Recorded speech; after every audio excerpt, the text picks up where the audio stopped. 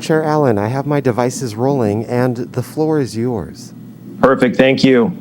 Well, good morning. My name is Steve Allen. I'm the chair of the Tourism Business Improvement District. Today is Thursday, June 17th. I will call the meeting to order. It's 9:05 a.m. And I'll remind everybody this is being recorded. We're obviously meeting via teleconference, via Zoom. We'll start with establishing a quorum. Amish Patel. Here. Joan Solu. Nancy Dickinson. Here. Chris Kosteka. Here.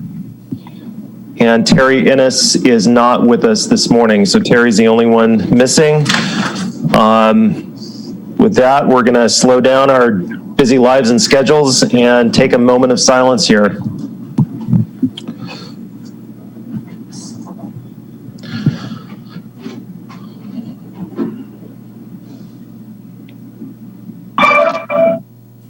Thank you for that.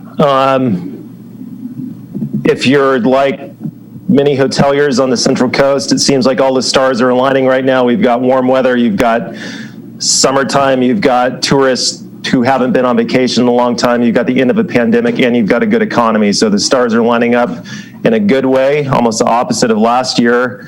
But that means that we're all very busy. So thank you for taking time out of your schedules to meet here this morning. And next on the agenda, we are going to join me in the Pledge of Allegiance. I pledge allegiance to the flag of the United States of America and to the republic for which it stands, one nation, under God, indivisible, with liberty and justice for all.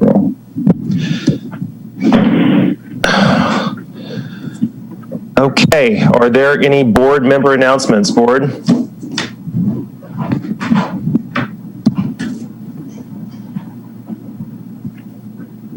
Seeing none. How about staff announcements? No staff announcements. We'll go over a couple pieces a little later on, but nothing from. Okay, then I will open it up for a public comment period for anything that is not on today's agenda. AGP, do we have anyone in queue? Thank you, Chair. I do see a raised hand in the queue from Sarah Maglet. I'm going to go ahead and unmute. Thank you.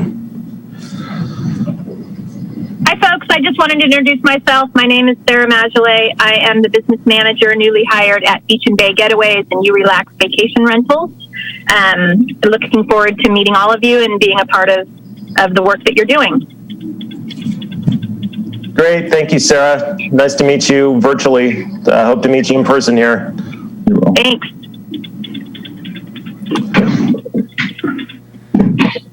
AGP, any further public comment? Thank you, Chair. I do not see any raised hands left in the queue. Perfect. Then we should move on to our consent agenda. Item A1 is approval of the May TBID board meeting minutes. Did we all get a chance to review those? Steve, should we acknowledge the public comment that we got from Sean Green regarding trash receptacles, and also we received the Councilmember Heller sent over an article about the Morro Bay campgrounds. That was really nice. It was a great review of the Morro Bay campgrounds. I don't know if we have to acknowledge those for those to be put into our public record, but Sean, and then also there was a letter from Ken McMillan, who owns DeStasio's restaurant, about communication. So I don't know if we have to recognize those in order for those to be put into our record or not. Maybe Heather can help me with that. What do you think? You don't need to. They're already part of the public record. If they're submitted to the city. Cool. Never mind. Fine. Did we all receive those emails? We have. Okay. Any comments? I thought the trash receptacle thing was spot on. They could have form, function, and design. And design in terms of where they're located, and design in terms of aesthetics. So I thought Sean was spot on.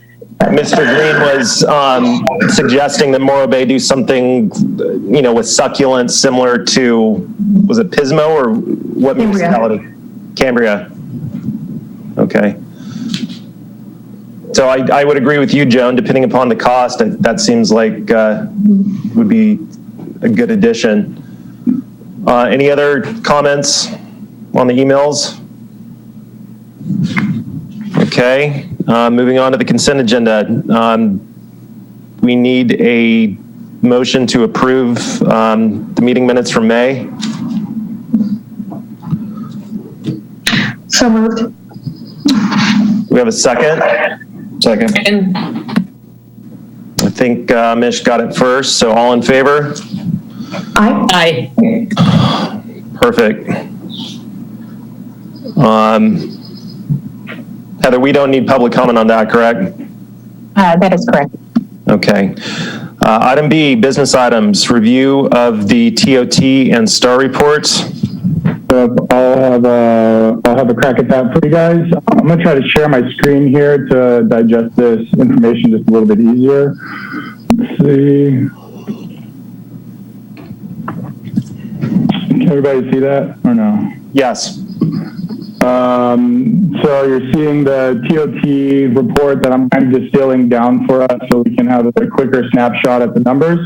Currently, we don't have the May numbers in, so we do have the April numbers. Looking at that, not comparing it against last year, we're comparing against 19 and 18. Against 19, occupancy is down a little bit, but if you look at that total revenue in, we're seeing a nice trend in rate moving up.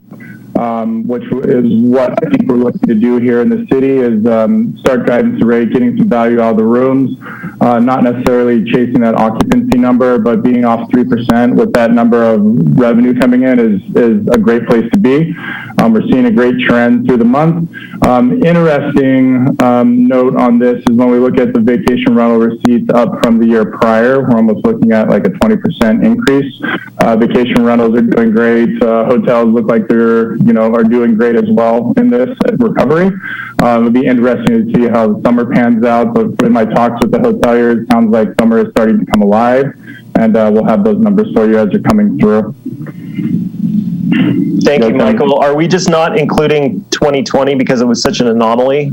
That's I'll add it to there so we can see how bad it was, but it's just not something. Not something. I'll add it in there so that we have this historical looking forward. So I'll keep this data like this for us for the next years, so we can really have a snapshot, be able to share this with the hotel partners. A lot of times this data, I think, gets lost on the day-to-day activities of our hotel owners, and I just want to make this information more readily available to them and easier to digest and work off of. So I'll add those in. Perfect. Thank you. Mm-hmm. Board, any comments on the TOT numbers?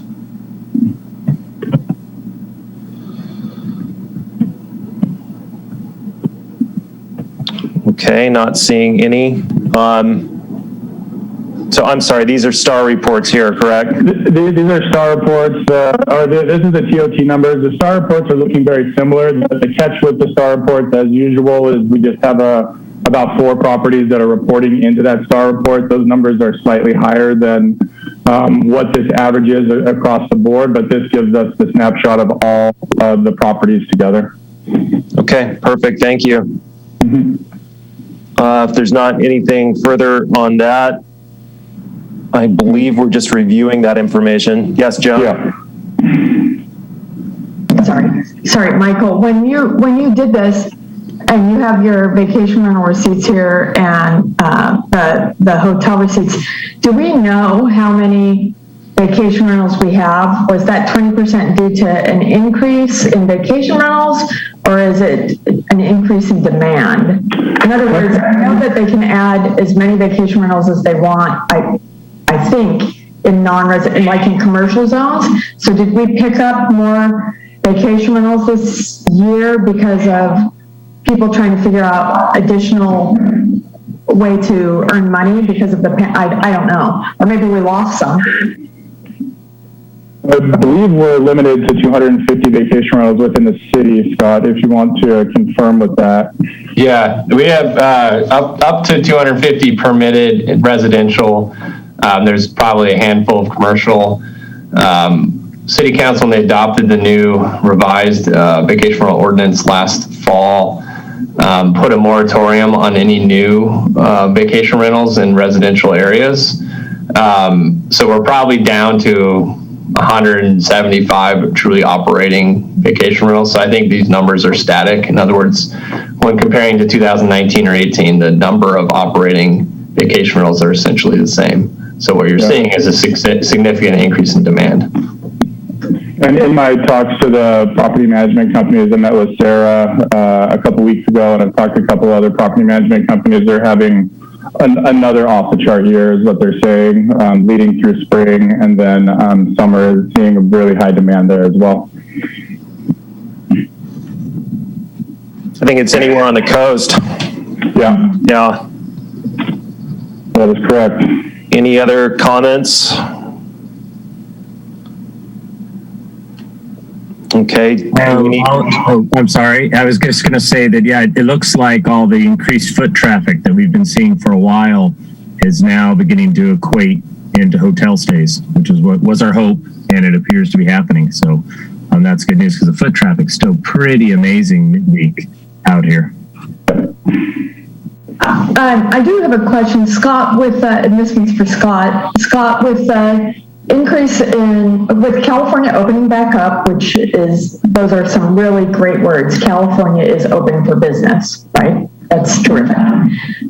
With California opening back up, how long are the restaurants going to be able to have their expanded dining taking up space on the sidewalks? Good question. Depends on sort of Coastal Commission's attitude towards use of the right-of-way, as it were, down in the waterfront where a lot of outdoor dining is taking place. So I think it's sort of moving forward what that's going to look like. We don't know. They've sort of said this year, carry forward as you did last summer, understanding the impacts. So, but in the future, it's unclear. But beyond the things that we can control, we'll continue to allow for outdoor dining so long as your restaurants are seeking that. And did we ever come up with a matrix for trash cans to outdoor dining tables? No, we haven't had staff time to do something like that. But if anybody has thoughts on that, we'd welcome them. Scott, can you give a 30-second interpretation of mask mandates and social distancing within the city limits? I think I know what they are, obviously, on the state level, but right. Just to clarify within the city boundaries. Well, the city operates under the county requirements, and the county has not been chosen to go above the state. Some counties have, every county has the ability to expand beyond the state requirements, but this county has chosen to follow succinctly with those. So my understanding is if you're vaccinated, you don't need to wear a mask. It's basically the long and short of it. And I believe it's sort of up to the individual businesses and how they want to address assessing if somebody is vaccinated or not, to put it the best terms I can put it. So that whole space is unclear to me what the rules are around that. But as far as the general parameters, if you're vaccinated, you don't need to wear a mask unless you're in like a very large audience setting, several thousand people. And then I believe masks are maybe required at that point. But I don't believe there's any venues in Morro Bay or in SLO County for that matter where that's required. Now I think public transportation, those rules slightly differ, and I believe you still have to wear masks on airplanes and things like that. But Michael may know that better than me. Yeah, it's up to the businesses currently. If it's not a mega event over, I want to say it's 1,000 people indoors, there isn't currently any masks mandates. It's up to the individual businesses to essentially ask if their patron is vaccinated or is not vaccinated. So it's up to the businesses to enforce that. And I'm not seeing in my walking around downtown and going in businesses. We got a chamber mixer last night, which was exciting to have. It seems like it's pretty open at the moment for those to self-police if you're not vaccinated. So, in general, does it seem like most of the Morro Bay residents are comfortable with that? I have not told them, but I've just started seeing a general relaxing of masks with most people. But I haven't gone into a grocery store, so I wonder what that looks like. That'd be usually a place where you might see more mask wearing, but I haven't been in there since the restrictions have been dropped. Yeah, I go to the grocery store quite a bit to pick up lunch. There is a handful of people still wearing masks. Not nearly what it was a couple of days ago. In the businesses last night during the chamber mixer, majority of those that were attending the mixer were not wearing masks. I would imagine most of those attending are vaccinated. And they are local business owners that were primarily targeted for that mixer. So, Okay. yeah, I was in Albertsons yesterday, and I would say less than 25% of the people were wearing masks. Although I do have an additional question regarding masks. I read the headline in the Tribune that OSHA is requiring, and this goes to you all as employers, OSHA is requiring that employees continue to wear masks at work. Is that something that the county can overrule? Like you were saying, is that a state mandate? The county can decide yes or no on that? How does that work here? Yeah, I don't know. The OSHA rules, I think they voted three or four times, and one time they corrected themselves within a vote. So I think there's another meeting today. So I think whatever I say on record now will likely be different tomorrow. So I hesitate to wade in on things I'm not familiar with or where decisions have still yet to be made. And the governor, of course, can overrule OSHA. So it's still very fluid. My general understanding is if you're in a workspace, everybody's vaccinated, no mask required. And if you aren't vaccinated, you're supposed to wear a mask. And the tricky area is, well, how do you determine who's vaccinated or not? And I imagine there'll be a lot of litigation related to that moving forward. Not only that, the employers have to provide the N95 mask, but you can't forcibly ask an employee if they're vaccinated, correct? Not true.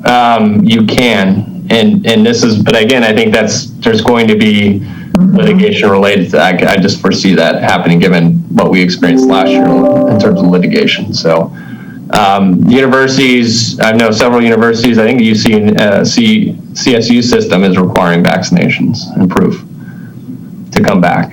So it's definitely kind of a wide open space as far as how that's going to be enforced. So well, when we find out, or if you find out, Scott, you can forward the information to Michael so he can get it out to all the hoteliers and the vacation rental companies and stuff, because I have to tell you, OSHA is a pain in the back side of hoteliers, because there are so many regulations, not only in terms of hours worked, but the safety regulations with housekeeping chemicals and shoes and, the eye equipment and your maintenance employees, and it goes on and on and on. So if there is some way that whatever they kind of firm up can be put out there to all the hotels, I think it would be helpful, because it's my experience, having owned a hotel in Morro Bay, that Cal OSHA likes to come through here about every 4 or 5 years and check things out. So, just keep your eye on that, everyone. And Joan, I agree with the idea, but the issue that we're going to have is by the time you put any information out, it tends to change by the That's time right. you get off the copier or an email. So, wow, and it is difficult. So, Yeah, it's a moving target, but you definitely don't want to be behind it. You want Correct. to try and be out in front of it. Yeah. Correct. Okay, AGP, any public comment on that business item? Thank you, Chair. I do not see any raised hands in the queue. Great, thank you. Then we will move on to item B2, update on the T-bid conversion process. Yep, exciting news. Congratulations, everybody. I sent you all an email last week. The City Council approved the transition process in a 401 vote. The one vote, I believe there was some technical difficulties with that. I believe we could have had a 5-0 vote. I was looking forward to that.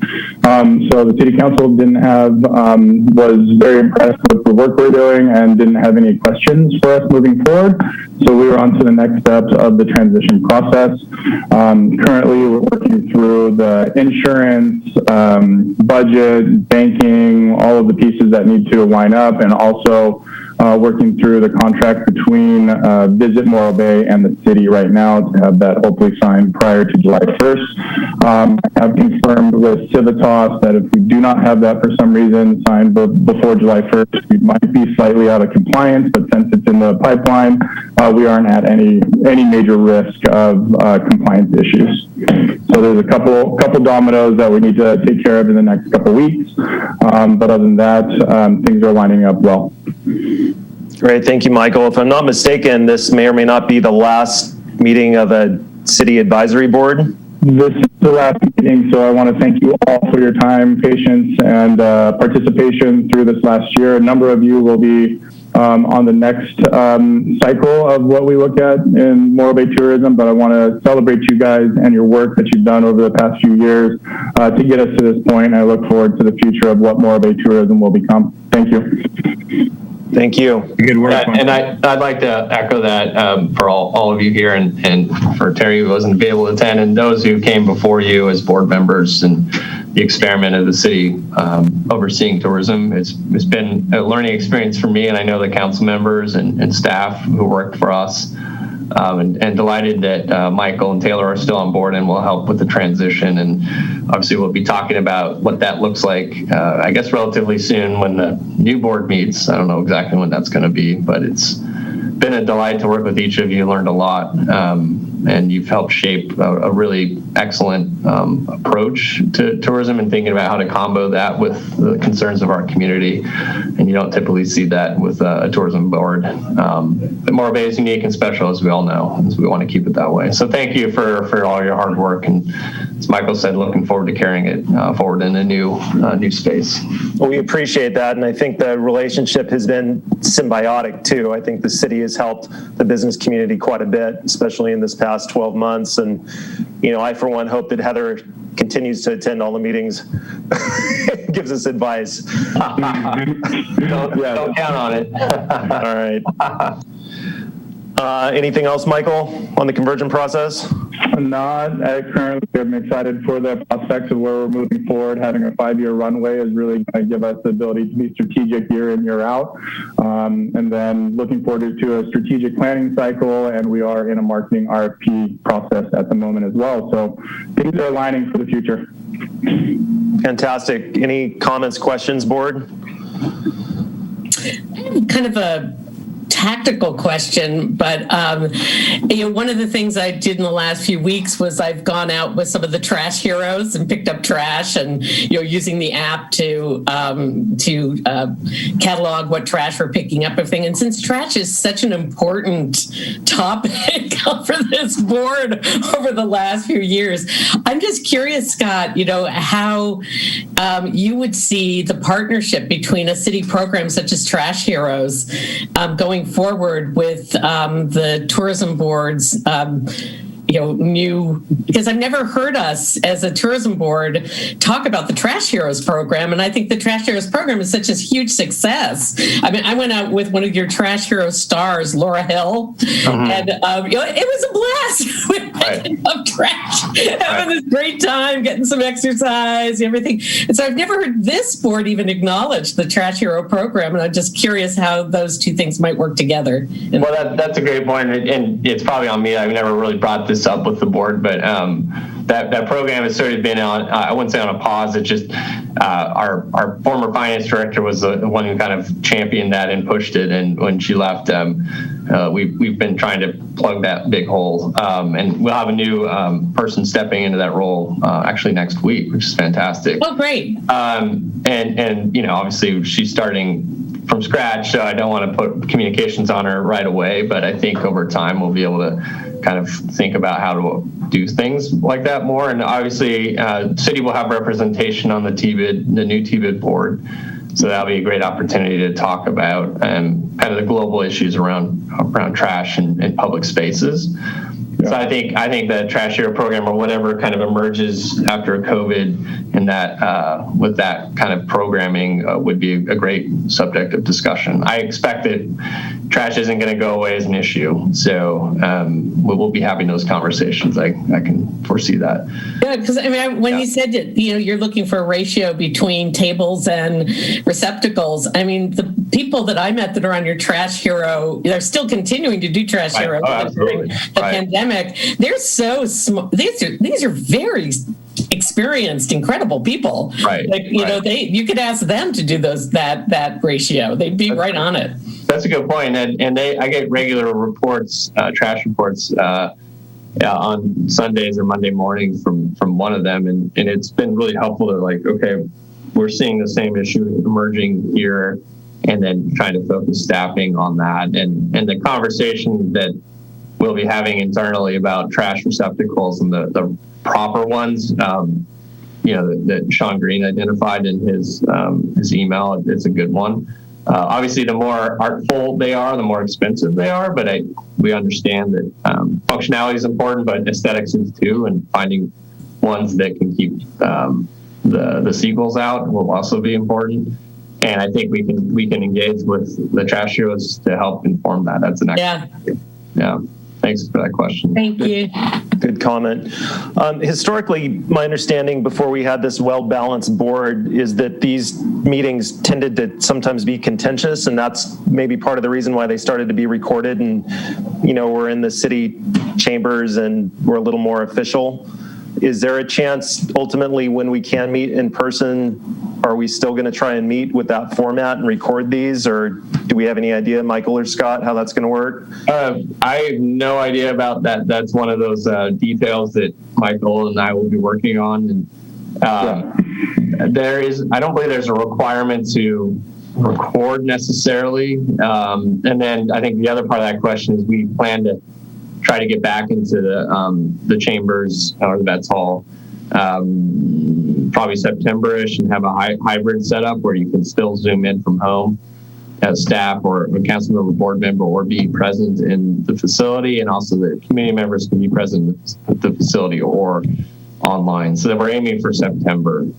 So that gives you an idea. If the new TBID wants to have recorded things, I think obviously there's contracts that have to be worked out with AGP and things like that. So I think that's an open question. Michael, you might have more. Yeah, I don't believe there's a requirement for us to record that, but if we want to, we certainly can. The requirement for us is to be Brown Act compliant, is to deliver the minutes to our website, our public-facing entity, which will on our website 24 hours after. From what I understand. So I don't believe that there is a requirement for recording. If it is online, then it makes it easier too. If there is a Zoom meeting, then it makes it easier for us to record them. It would be a cost and track to do that recording.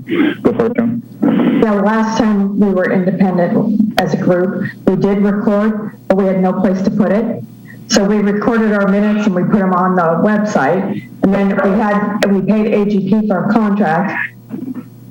We recorded, it was almost like having two meetings. We would go have the meeting, and then we would have another meeting, and AGP would record it, and then it was quarterly, I believe, and they would put it on the website. But then the city took it off because we were independent and it didn't have to be on the website. So I don't know where we would put it if we recorded it, because it's not a city meeting, so it wouldn't go back on the city website again, right? So I guess we could record it for history's sake, but I'm not sure that that's necessarily. It probably isn't, and I think we aren't the first. Paso is a new place where they're separate from the city, and obviously this SoCal is separate from government entity, and I think they just put their meeting minutes on their website.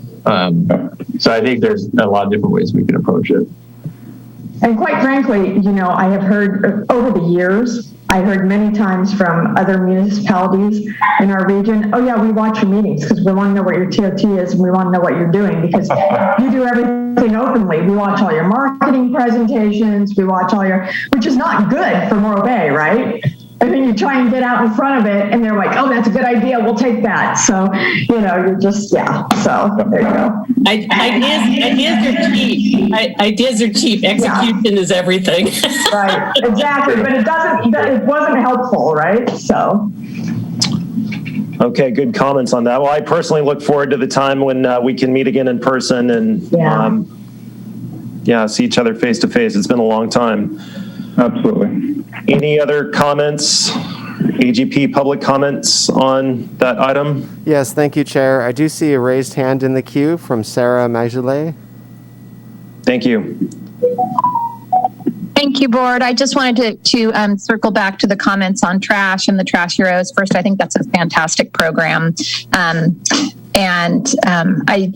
Scott and Michael are aware of this. We've chatted briefly in meetings I've had with both of them, but we just want to reiterate the continuation of the house side or in-yard pickup of trash for homes in residential areas outside the business area, obviously continuing in the business area like it has, but it's a really important service for our industry and for the many, many homeowners in Morro Bay that it is their second home. They choose not to do vacation rentals, but they do need that trash picked up. So I just wanted to emphasize that that's still a very important program, and we know that the trash pickup, your vendor is expressed a little bit of hesitation to extend that program, and we just absolutely want to emphasize that that's very important to our industry and to anyone who has a second home in Morro Bay. Thank you for that, Sarah. I know Scott has a conflict and he has to jump off. Did you want to comment on that real quickly, Scott? You gotta step away. Off already. He's on the EOC meeting. We'll make a note of that and we'll follow up with Scott. Okay, thank you for that, Sarah. AGP, any further public comment? Thank you, Chair. I do not see any raised hands left in the queue. Thank you. Item B3, update on the search engine marketing strategy and social influencer. Yep, so we're making some good traction on the social. The board packet has a report that we have from locally. Our engagement rate is looking very strong with roughly 9% on Facebook, 7% on Instagram. Industry average is less than 1% for Facebook, so it seems like we're performing really strong against there. I've got a couple calls out to a couple of my partners who are running this type of program to see if that, with what we're paying for, we should see higher engagement rates, but I want to know what that baseline is for those engagement rates, not just organic movements. Does feel good. We have made, as we've been talking about, a couple changes in social media where we were doing a lot of iconic shots. We were going a little bit deeper into thinking about some persona work, highlighting golf courses, activities. In that testing, it's interesting, our core group who are on our social media channels are really liking the views and the beauty that we offer. I don't think we've got a built-in clientele right now on our social media that's looking for the golf and the activities right now, and that's something that we'll be targeting so that guests have a bigger awareness on what there is to do in Morro Bay, not just see how beautiful it is, but also spend time here and money and recreate while they're in market. Is looking good, and then we did have our first influencer in last week, Sarah Danadash, who had a day and a half in market, visiting restaurants, doing kayaking. We have a new experience. Sarah, a little history on Sarah. So she's a travel expert. She's a hotelier herself and a concierge and award-winning blogger, and so she was more on the service level, little bit of a foodie, if you will. We have a new experience in town called Toast to Coast, which is a upscale luxury yacht rental, which we were able to contract with them and get her out on that experience and out in the harbor and out into out past the bay. And this touches that a little bit more upscale, affluent traveler out of the LA market who is able to spend $600, $1,200. It's the tour itself costs around $600 an hour, so this is definitely a different level of activity than we're normally have in Morro Bay. So I'm looking forward to seeing what the response is. While Sarah was in town, we also had locally producing some new content for us, and so we should get some of that back next week. And another piece that we're working on prior that I was coming on board, we bought, Taylor did a great job. We needed some content, and so we hired Bueno Dio, who is a local photographer and content developer. They're putting together a video for us and some new pictures for the website. Taylor's going to share the video that they've shared with us. We're still going through a couple cuts on this, but I wanted to share this with you guys and see some of the work that we're doing.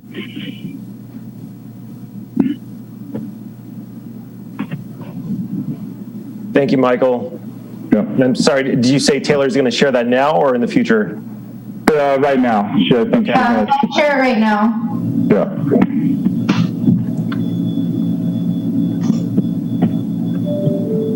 Michael, I wanted to just comment that I think it's a great idea just to start doing some personas and looking at the current persona. We all know, the older tourist visitor, and look at a persona of where we want to go, who we want to encourage, and just all of the positioning changes that would need to be made to that. That's a great idea. All right, just, are you thinking of doing qualitative research in creating those with segmentation studies, or are you thinking more of doing qualitative, interviews? How are you thinking of getting those personas? Great question. I'll be presenting to the next round. Business Locale is doing a visitor study. They're doing their next round of visitor study, launching that. So we'll be doing quantitative. We'll also be doing a diversity study as well through that process. And so coming out of those studies, we'll start creating to seeing who we have the potential of reaching out of those studies, and then have that written also within the RFP process to the marketing agency. That through these studies, really looking at what our branding looks like, feels like, and who we can really start targeting on that, what we have to offer, who we have to offer. So yeah, we will be doing some studies going into this, and then agency work will look to see who is providing kind of the best outlook for us. So. Yeah. And, and on that, because I spent some of the last months since I've seen all of you guys driving through southern Utah all the way to Denver and driving back, I could tell that it was looking at the targeting in many of the different, like Moab and many of the different cities I was going through, studying how, and I had discussions with a number of hoteliers along the way, and they all told me we're changing our segmentation and our persona structure by putting Tesla chargers at our hotels. Yeah. And because I was I don't have a Tesla, but I have an electric car, and I was following this.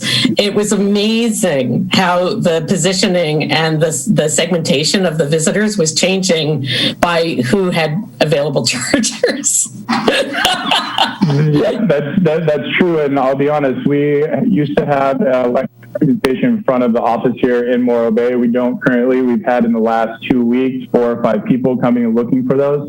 Oh yeah. I believe the city has. We were going to be looking at some grants for more electric chargers within the city. I believe the city did win some grant money for electric chargers, because that is a inconsistent message and inconsistent opportunity that Morro Bay doesn't have. Cayucas has some, San Luis has some, and that's a piece that, as that traveler's experience, we need to focus on those pieces that when we're targeting the Bay Area, that they're able to fill up while they're in market and be able to move around. Yeah. I'll second that. I've got an electric vehicle, and I have to time my trips to go to Atascadero just to charge it up, and it gets pretty close sometimes going over that mountain pass. The irony is we have a gigantic power plant and no charging. I know, it's very ironic. It is. I agree. Yeah. So that's one of those on the destination management side when we start looking at the visitors experience that this organization can help hopefully have a voice within the community to really bring a couple of those pieces to the top of the level for the city to focus on. Yeah, and I know you're all on top of this, but the whole definition of what is marketing a destination is completely different. I mean, if anybody thinks of like the old days of an ad in the back of Sunset magazine, I mean, it's just like that is like horse and buggy days. The marketing is paying for a charging station. Yep. That will have more reach. Because then that charging station goes on all of the Tesla sites. It goes, I mean, that's the way a lot of people are searching for destinations is where can I get a charge? Yep. So that's a marketing effort, not an infrastructure. Yeah. I mean, she's right. Looking into the future, we have to look into the future of how can we foresee how technology is going to change and how it's going to impact us. Yeah. I love the videos that we did. I think I saw the one that was on Instagram. I thought it was terrific. And, John and I just drove all the way across the country from Florida to California. And John walked up to me in Alabama and tapped me on the shoulder and handed me a rolled up, I thought it was like a newspaper, like a real estate thing. And he said, check this out. And I opened it up and it was one of the old hotel advertising things that had, Alabama on the front and all the hotel coupons on the inside. Going all the way across country. The only place we found that was Alabama. And we haven't done those in California all day for 15 years. I mean, it's unbelievable how it changed. I had forgotten about them. So yeah, it does, technology changes everything. It does. It does. And especially when we're going to those travelers, electric cars. Is one of those segments.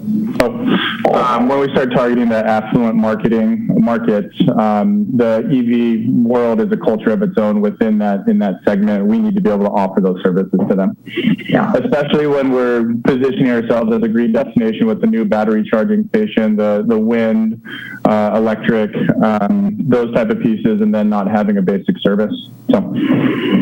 Yeah, my sister-in-law is a representative for a drug company. She's a sales rep, and they're switching nationwide, all of their drug reps out to Teslas this year. They just put a charging station in her garage. So, I mean, Stephen, you might as well, maybe you can write it off and put one in at one of your hotels here and be the first, right? So, it'd be great to see one of those Tesla charging stations in town. We do have one at the Best Western Trade Winds. Yeah. Okay. There's one. Yeah. You want to proceed with the video? Sure. Thank you for that discussion, everyone. Yeah.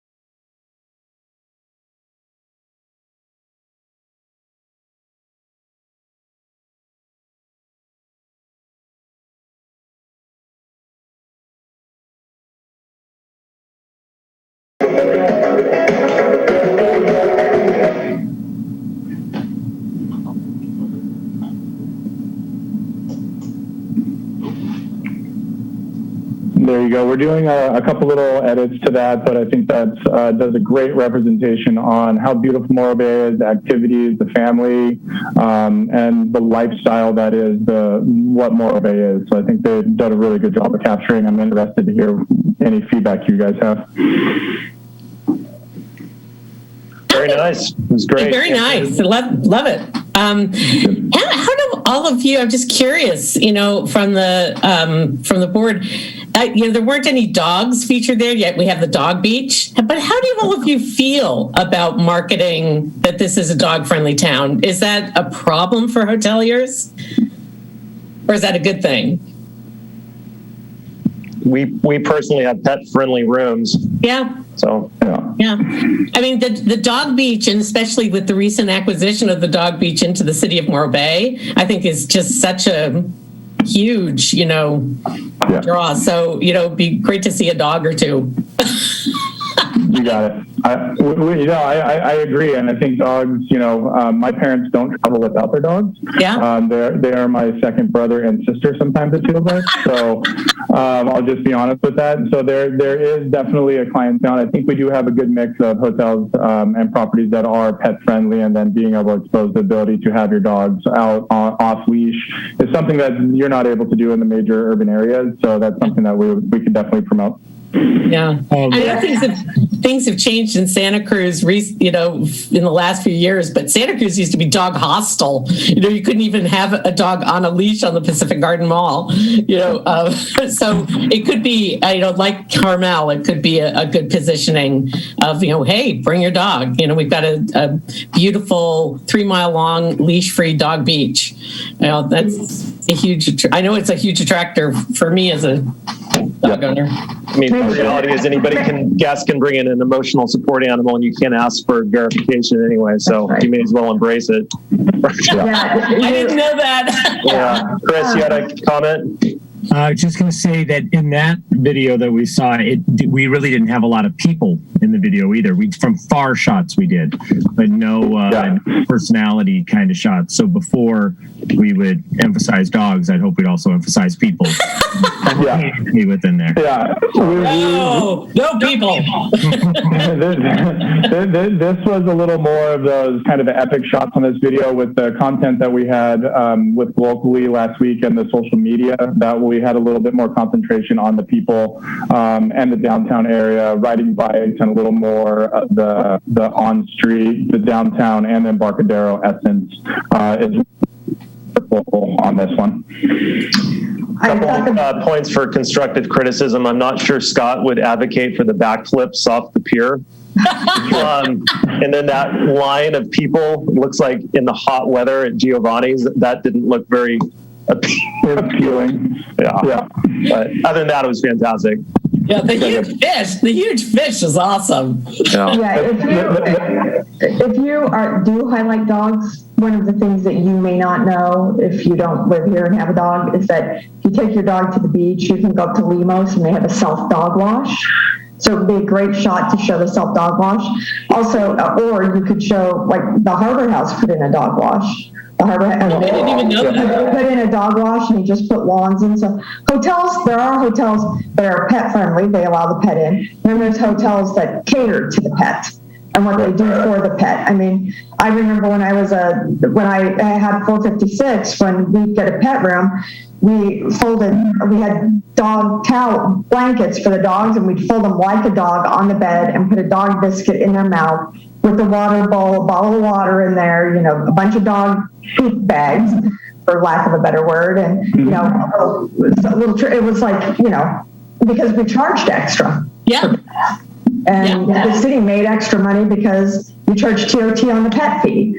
So, pets can not only be pet friendly, can be a pain to you, but it can also be, a good deal. And so some of the hotels are doing things that could be really cute to stick in a video, but that is down the road, and I love the video. I think you guys did a great job. Good. Thank you. Any other comments on marketing? Michael, anything on the horizon here to hit the ground running in terms of resurrecting events? Yeah, so we've had some internal conversations here. Now that we have the marching orders from the city, it's a little too short for working with the chamber on the Avocado Festival and the fall kind of festival lineup. It's a little too short for them to start planning. They're not able to put their funding behind that. They're looking to relaunch that next year. I've talked with the city and a couple of the hoteliers on the big yard sale that happens in the area. Was owned by the T-Bid, and it sounds like that would be an easy win for us. I've talked to a number of the properties saying they did see, people traveling in even on Thursday night, Friday, and we'd be targeting that. I want to say it's the last weekend of September, first week of October is the major trash pickup or the large pickup in Morro Bay. So we would combine that with the city's program to come pick up all the bigger waste, I should say. And so we are looking into bringing that back for the fall. As far as other events goes right now, pretty much it's on hold until winter time when we have the Bird Festival coming in to town in January, and then looking at what events look like for the future. Visits Locale is putting together an MOU for a county-wide event strategy. It's something that they've been working on for a number of years so that we're not cannibalizing each other on different weekends, and then pushing and actually having event strategy moving them forward. So look for us to move through that process. But in the short term, looking to bring back the large yard sale in fall, but nothing else really on the horizon at the moment. And I'm sorry, I don't remember, the Bird Festival looks like it is or is not going to happen. I believe it is. It is. Okay. Yeah. No, it's definitely in planning. Yeah. Okay, that's fantastic. Is the writers conference happening, and are they housing people in Morro Bay again? They often.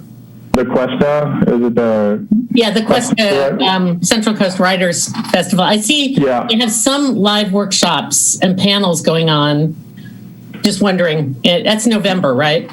Yeah, let me do a little more research on that one. I've been kind of working through a couple of things. That one looks like, just looking quickly on their website, it looks, I don't know if it's full capacity in person or a combination, but it looks like it's definitely on for November 2021. Okay, yeah, that's through the Central Coast through Cuesta. I've got my next round of sales efforts is going out to Cuesta. I have been warned by the city of San Luis Obispo to not talk to Cal Poly, but we'll see how that happens. Molly and I are really good friends, so we've always had fun banter on that. So I'll reach out to Cuesta College and start kind of that process. Oh, I'm sorry. I just went a little deeper and see that they've announced that they're not doing fall 2021. Okay. They're going to return in 2022. Sorry. No, don't be. I was hoping. Yep. Anything else on marketing, Amish? You got anything?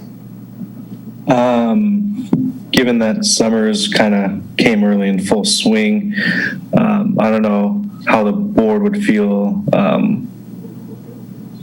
in gathering some, I know there's not any events, but if it was able to get food trucks together in the Embarcadero, or somehow get live music down there, something that people can look forward to while visiting here, even if it's like once a month. It's a great idea. Yeah. What the city's stance on food trucks is, but I know there's a lot of communities that have food truck festivals, and since they are all self-contained within their own vehicle, the only really necessity is land. Yeah. Right. Yep. Yeah, the city has an ordinance that won't allow food trucks.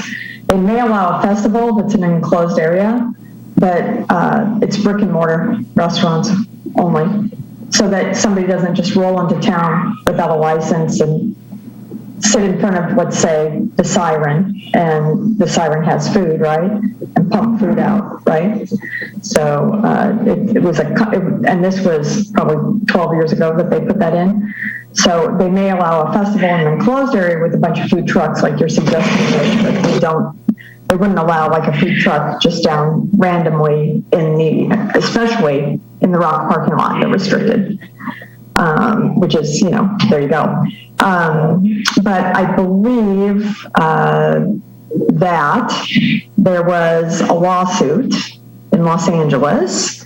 I don't know if you know what spicy mango is, but there was a spicy mango lawsuit from a vendor who was on a sidewalk in Los Angeles and came, I believe Scott was following it with Eric Endersby, because the city takes a portion on the Tidelands trust sites of revenue. And so the Rock parking lot is a Tidelands trust site. So it's something that we do need to inquire about, because I believe the lawsuit came back that said, no, if you're a taxpayer, you can put your spicy mango cart on a sidewalk and you can vend. But you do have to follow all of whatever the community rules are. So you have to have a business license in Los Angeles, and you have to have a spicy mango cart vendor license or something, whatever it is. So I'm not sure how that changed what we're doing here, but it is something that I agree with you. We need music or something down there, even if it were just an anchor park, a couple of musicians, or I remember the Whitecaps used to go down, which was our senior citizen band, and they used to play all the time in Centennial Park once a month on Saturdays, and it was like the first or the third Saturday, and they'd have a huge crowd out there. So, it does draw people, and it does give people something to do. It was also something in this that I saw, again, as my little research across the Western United States in the month of May, where I stayed at a property in Palisade, Colorado, that had every night the motel property brought in 2 food trucks, and they had, for COVID, created a whole picnic area around, and it was so incredible. It was not only all the people staying at the motel were taking advantage of the food trucks, but it was bringing in some locals, and it created this incredible scene for that motel. It was all on private property. So it could be something that, could be thought through, especially if you have a motel property with some space for some, putting some picnic tables and to kind of house this. It could be something that's just done individually by certain properties. And it created, that whole town, Palisade, is a little town that we should study. They're doing a lot of things really right with, they becoming a bicycle destination. And so they've combined bicycle touring with wine tasting and peach eating during peach season. And then they're utilizing food trucks, and they're downtown in this really creative way. And it's like very similar to Morro Bay, that can be a little bit rustic around the edges and a little industrial in some ways, but they've made it into just this cool little destination town, just near Grand Junction. And they're pulling people from Grand Junction to Palisade as a result of it. And food trucks is a big part, but they do it, each property does it sort of individually. Good comments. Sounds like an excellent future agenda item as well. Yeah. Anything else regarding marketing? Chris, I'm going to get a virtual background that makes me look like I'm in a car. That would be cool. Yeah, Chris, you've got a great car camera. He's actually in his office. I need office space. This is, the hotels are busy. There's nowhere to hide. I got to go to the car. If there's nothing further on marketing, AGP, any public comment? Thank you, Chair Allen. I do not see any raised hands left in the queue. Okay, then that will formally move us on to declaration of future agenda items, which is a little challenging as we're kind of a lame duck group and this is our last meeting. But does anyone have any ideas for when the next board meets? Yeah, so we're looking at, so with the bylaws, we're meeting bi-monthly, so every other month right now. We do have, looking at scheduling, keeping the same schedule if this works for everybody, the third Thursday of the month. So the next one would be on July 15th for those. Once we get the bylaws finalized and then the board appointed through Civitas. Yep. Yes, Joan. This is more of a question for Heather. Heather, after this meeting, we're no longer a TBID board, so that likely means that our names will be off of the city website and that these email addresses that we're all using to formally communicate in will disappear, right? And so then, Michael, there would have to be some transition for you to communicate with all of us, whether it's a personal email or whether you establish a Visit Morro Bay email is something that, you know, should be probably done right away. And Heather, do these disappear right away? What happens here? Do you know? Yeah, I'm in conversation right now about that. So things will transition, but the city email, you know, for public record sakes, I mean, your email doesn't just disappear, but, right? But as far as communication goes, yes. I mean, obviously we're going to have to put a stop at the email, so we won't be able to communicate with you via the city email, but we'll have to, I guess, talk about how staff will communicate to you guys, whether it's using your personal or whatever is created. But yeah, we'll get in touch with you about that. That's a good question. But yeah, we will be closing or shutting down that those emails. And we'll obviously let you know when that happens. Okay. Yeah. And so then we're... and your names will obviously change on the city's website as well. Okay. Yeah. So, because we got some great public comment, like Sean's and yeah, and stuff like that. So I'm not sure how that would flow through. I just want to make sure that we don't miss out on that partner. Yeah, and it'll be clear on the website indicating that, you know, the board has transitioned to a bureau, and, you know, so it won't just be one day it'll be shut down and it's disappeared and gone. Because we've had other boards do the same thing where, you know, but they didn't transition to a bureau. They just kind of like, they're just no longer in existence, excuse me. So it'll be very clear of, you know, the transition. So does that help? Okay, thank you. Okay, great. And heads up, Michael, I'm on vacation July 15th, so. You are? Yeah, okay. I leave Monday for 3 weeks. You leave Monday for 3 weeks? Yeah. And summer begins. I'm in Turkey, so it's, the time difference is 10 hours. So if you having me meet like this, it'll be like 1 o'clock in the morning. He's going to be the new chair anyway, so. He's not. Amish will be the new chair, so no. We'll let you guys figure that out. All right, we'll take this offline. I'll appreciate your time. Let's just take this on the back channels, and we'll work out when the next board meeting will happen. I'll keep you guys all tied in by the end of this week, so we can have that. We will have budget. So that first board meeting, we'll have some healthy discussion on some budgetary items and marketing RFP and some other stuff. So, yeah. Okay, then if there is nothing else, I will adjourn the meeting. It is 10:07. Thank you all for your contributions over the years. And we look forward to evolving and meeting again soon. Have a good day. Meeting adjourned. Have a good day. Thank you, guys. Thank you. Thank you. Bye.